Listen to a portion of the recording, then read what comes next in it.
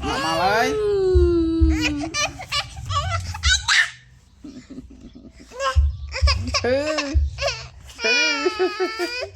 Không trong qua kìa.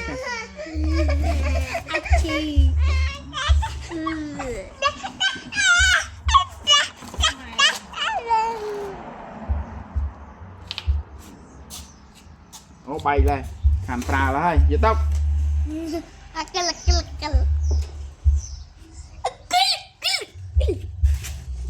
thôi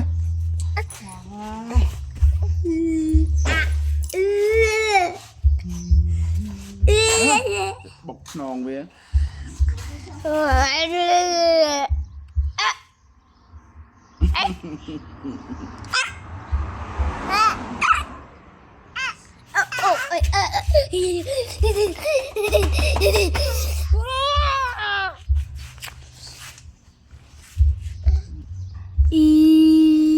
vậy các bạn bông ba ba này